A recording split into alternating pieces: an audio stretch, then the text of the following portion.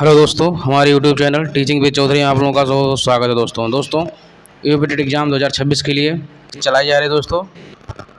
दोस्तों इस सेशन में आप लोगों को यूपी टेट सीडीपी के टॉप 30 एमसीक्यू क्वेश्चन मिलेंगे, जो कि बहुत ही इंपॉर्टेंट है। दोस्तों चलिए दोस्तों सेशन को स्टार्ट किया जाए। दोस्तों पहला क्वेश्चन देखिए दोस्तों, मनोविज्ञान आचरण एवं व्यवहार का शुद्ध विज्ञान है। ये कथन किसका है दोस्तों? मोस्ट इंपॉर्टेंट क्वेश्चन, जितने भी क्वेश्चन दोस्तों करा रहे हैं ये क्वेश्चन बहुत ही इंपॉर्टेंट है। पहला क्वेश्चन, मनोविज्ञान आचरण एवं व्यवहार का शुद्ध विज्ञान है। ये कथन किसका है? मैकडूगल का है दोस्तों। मोस्ट इंपॉर्टेंट, नोट कर लीजिए दोस्तों, मोस्ट इंपॉर्टेंट। अगला देखिए, स्किनर द्वारा प्रतिपादित क्रिया प्रसूत अनुबंधन सिद्धांत किस पर आधारित है? तो ये उत्सर्जित व्यवहार पर आधारित है, इमिटेटेड बिहेवियर पर शामिल है दोस्तों। मोस्ट इंपॉर्टेंट, नोट कर लीजिए दोस्तों। अगला क्वेश्चन देखिए, द बिहेवियर ऑफ ऑर्गेनिज्म नामक पुस्तक के लेखक कौन है? तो BF स्किनर हैं। नोट कर लीजिए दोस्तों, जितने भी क्वेश्चन इस सेशन में दोस्तों आप लोगों को मिलेंगे एकदम इम्पॉर्टेंट दोस्तों।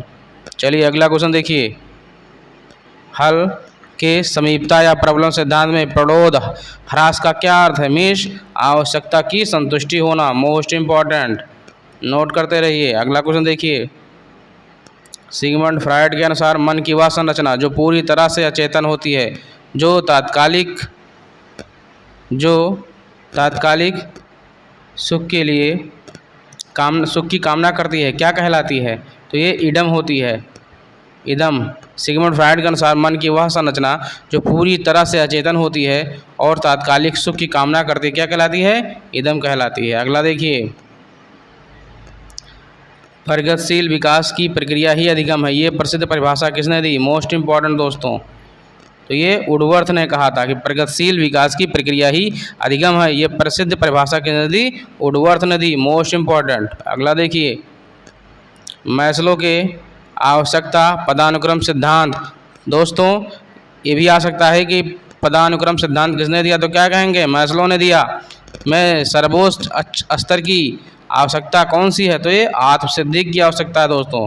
Most important. अगला देखिए, बुद्धि का और खा का सिद्धांत किसने प्रतिपादित किया था? तो D.O. हैब ने प्रतिपादित किया था। मोस्ट इंपॉर्टेंट दोस्तों, बुद्धि का और खा का सिद्धांत किसने प्रतिपादित किया था? D.O. हैब ने प्रतिपादित किया था। मोस्ट इंपॉर्टेंट, नोट कर लीजिए। अगला देखिए, कैटल द्वारा प्रतिपादित तरल बुद्धि मुख्य रूप से किससे प्रभावित होती है? तो ये वंशानुगत जैविक कारकों से प्रभावित होती है। दोस्तों जितने भी क्वेश्चन इस सेशन में आप लोगों को कराए जाएंगे दोस्तों, मोस्ट इंपॉर्टेंट है। अगला देखिए दोस्तों, जब पूर्व में सीखा गया ज्ञान नए ज्ञान को सीखने में किसी भी प्रकार की बाधा या सहायता उत्पन्न नहीं करता है, तो इस प्रकार को क्या कहते हैं? शून्य स्थानांतरण। ना ही बाधा या नहीं सहायता, मतलब उसमें कुछ भी ना करे तो क्या? शून्य स्थानांतरण हो गया। अगला देखिए, थॉर्नडाइक के सीखने के गौण नियमों में कौन सा नियम मानसिक स्थिति या मनोवृत्ति से संबंधित है? तो मानसिक स्थिति का नियम, विकल्प B सही है।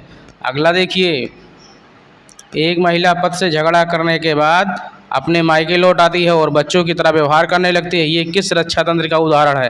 तो ये प्रतिगमन का उदाहरण है, प्रतिगमन का, रिग्रेशन का उदाहरण है। अगला देखिए दोस्तों, मंदबुद्धि बालकों की शिक्षा के लिए ट्रेनेबल IQ लेवल की सीमा क्या मानी जाती है? 35 से 49 मानी जाती है। गिलफोर्ड के बुद्धि संरचना मॉडल। दोस्तों ये भी आ सकता है कि बुद्धि संरचना मॉडल किसने दिया? तो क्या कहेंगे? गिलफोर्ड ने दिया। वर्तमान में कुल कितने कारक मौजूद हैं? तो टोटल 180 हैं दोस्तों। Most important. अगला देखिए, जीन पियाजे के संज्ञानात्मक विकास के सिद्धांत की किस उप अवस्था में बच्चा वस्तु स्थायित्व की पूरी तरह हासिल कर लेता है?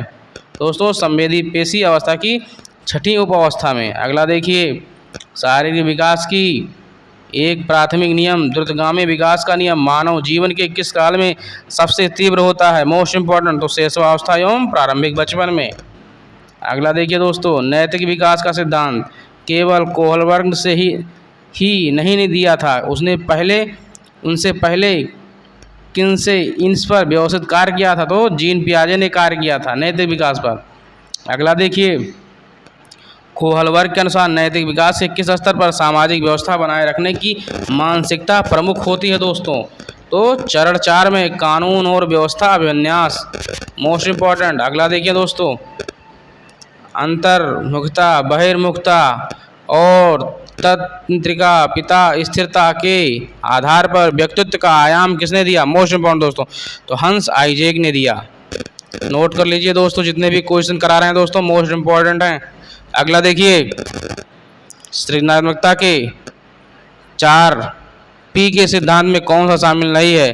तो प्रिडिक्शन जो है भविष्यवाणी ये शामिल नहीं है। अगला देखिए, रोसा शाही धब्बा परीक्षण, रोसा शाही धब्बा परीक्षण में कुल कितने कार्ड होते हैं और उनमें से कितने पूरी तरह काले और सफ़ेद होते हैं? तो 10 कार्ड और 5 काले सफ़ेद होते हैं। ठीक है।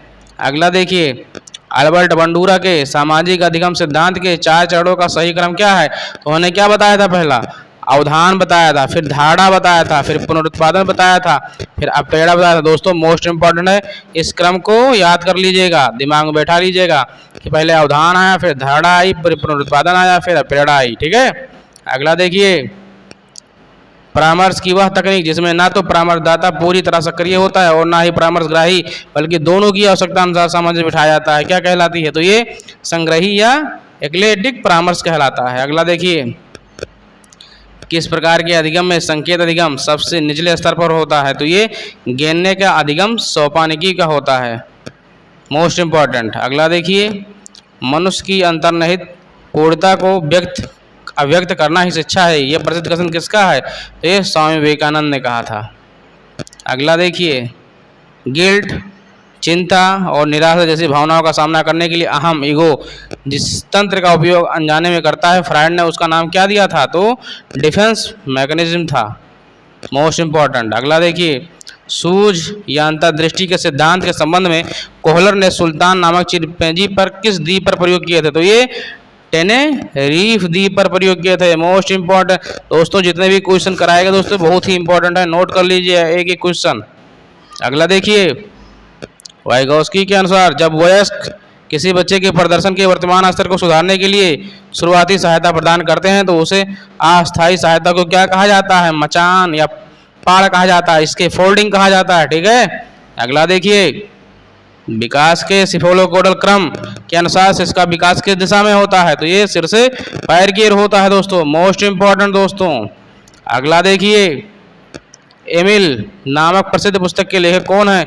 इसे प्रसिद्ध प्रकृतिवादी शिक्षा की वकालत की गई है, तो ये रूसो हैं दोस्तों। इस सेशन में आप लोगों को 30 MCQ के क्वेश्चन कराए गए दोस्तों, जो कि बहुत ही इंपॉर्टेंट हैं दोस्तों। अगर आप हमारे चैनल पर नए हैं तो हमारे channel teaching with Chaudhary channel को सब्सक्राइब, लाइक, शेयर जरूर करें दोस्तों।